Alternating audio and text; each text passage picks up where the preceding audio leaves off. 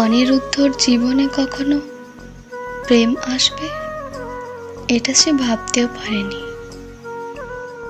কর্মব্যস্ত এই মানুষটি তার ক্যারিয়ার, স্বপ্ন আর ভবিষ্যতের পরিকল্পনা নিয়ে এতটাই ব্যস্ত যে ভালোবাসার জন্য একটু সময়ও নেই। কিন্তু জীবনের পথ কখনো সহজ সরল হয় না। প্রতিটি মোড়েই তাকে এক নতুন গল্প। আর অনিরুদ্ধ সেই গল্প শুরু হলো এক বসন্তের দুপুরে। সেদিন অফিসে কাজ করতে করতে এক ফাঁকে সে একটু বিশ্রাম নিচ্ছিল। হঠাৎ তার সহকর্মী রিমি এসে বলল, অনিরুদ্ধ, তোমার সাথে একজন দেখা করতে এসেছে।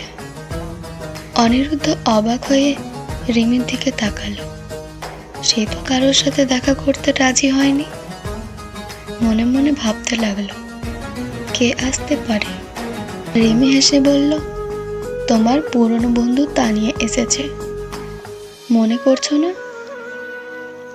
তানিয়ার নাম শুনে অনিরুদ্ধর মনে ছোটবেলার স্মৃতিগুলো ফিরে এলো। তারা স্কুলে একসাথে পড়তো। সে চঞ্চল হাসি খুশি মেয়েটি, যার হাসির ঝিলিক এখনো যেন অনিরুদ্ধর মনে লেগে আছে। এতদিন পর তানিয়ার সাথে দেখা হবে ভাবতেই অনিরুদ্ধ একটু সংকোচ অনুভব করল।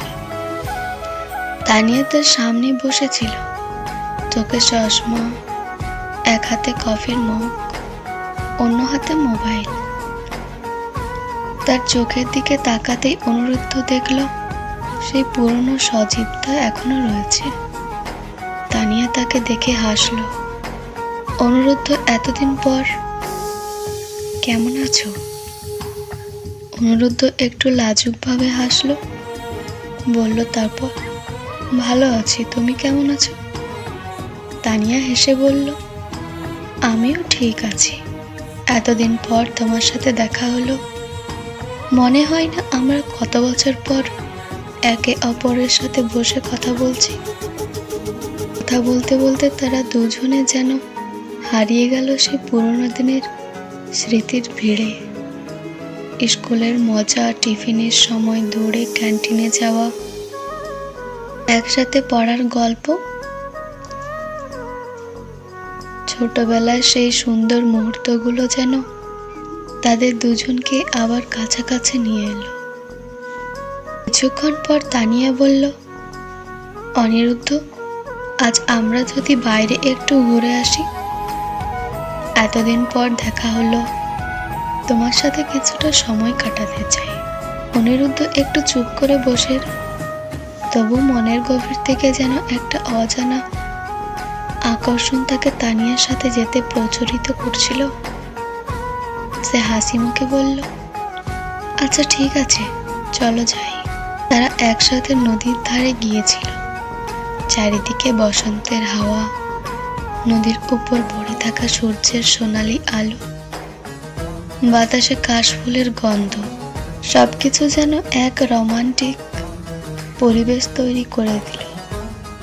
নদীর তীরে বসে তারা দুজনের মধ্যে কথার রেশ চলতে লাগলো। তানিয়া হঠাৎ বলল, জানো, আমার মনে হয় আমরা সবাই এ জীবনের একবার কারো না কারো প্রেমে পড়ি। হয়তো সেটা কখনো প্রকাশ করতে পারি না, কিন্তু আমার মনের মধ্যে সেই বিশেষ মানুষটা থেকে যায়। তুমি কি বলো? অনিরুদ্ধ একটু চমকে গেল। সত্যি, এ প্রথম সে অনুভব করল তানিয়ার প্রতি তার মনোযোগ একটু বেশি। সে কিছু বলতে পারল না, শুধু চুপচাপ তানিয়ার দিকে তাকিয়েছিল। তানিয়া বুঝতে পারল। সে হাসি মুখে বলল, আমি কি কিছু ভুল বললাম?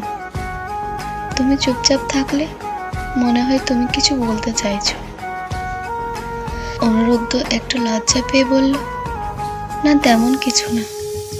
তবে হ্যাঁ, আমি এই কয়েকটা দিন তোমার কথাই ভাবতাম। ছোটবেলার সেই বন্ধুত্বের জন্য হয়তো, অথবা সে আর বাকিটা বলতে পারল না। তানিয়া এবার সরাসরি চোখের দিকে তাকিয়ে বলল, অনিরুদ্ধ, সত্যি করে বলো তো, তুমি কি কখনো কারো প্রেমে পড়েছ? অনিরুদ্ধ কিছুক্ষণ চুপচাপ থেকে বলল, হয়তো পড়েছি, কিন্তু কখনো সাহস করে বলতে পারিনি তাকে। তানিয়া হেসে বলল, তাহলে আজ সাহস করো, হয়তো আজই সে সুযোগ। অনিরুদ্ধ চুপ করে রইল কিছুক্ষণ, তারপর মৃদু স্বরে বলল, তানিয়া, তোমার প্রতি ছোটবেলা যে ভালো লাগা ছিল সেটা আজও রয়ে গেছে। আর তুমি সামনে এলে সেই পুরনো অনুভূতিগুলো আবার ফিরে এসেছে। তানিয়া কিছু বলল না, শুধু হাসল। তাদের চোখে চোখ পড়ল, সে চোখের ভাষায় যেন সব কথা বলতে দিল। নদীর তীরের স্নিগ্ধতা তারা একে অপরকে অনুভব করছিল, কোনো কথা ছাড়াই। সেই মুহূর্তে যেন তাদের দুজনের হৃদয়ের সমস্ত আবেগ মিলেমিশে এক হয়ে গেল। এরপর থেকে তাদের সম্পর্ক ধীরে ধীরে আরো ঘনিষ্ঠ হয়ে উঠল। তারা নিয়মিত একে অপরের সাথে দেখা করতে, একসাথে সময় কাটাতে লাগলো।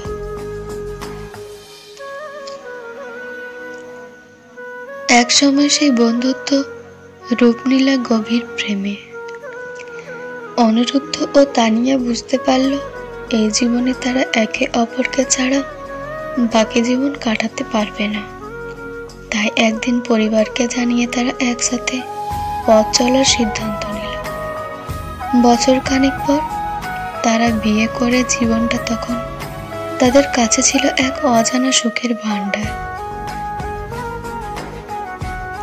চাকরির ব্যস্ততার মধ্যে থেকেও তারা একে অপরের প্রতি ভালোবাসা ও শ্রদ্ধা হারায়নি। তাদের ভালোবাসা ছিল একদম নিঃস্বার্থ, সরল। তারা বুঝতে পারে পরে, ভালোবাসা মানে শুধু একসাথে সময় কাটানো নয়, বরং জীবনের প্রতিটি মুহূর্ত একে অপরের পাশে থাকা।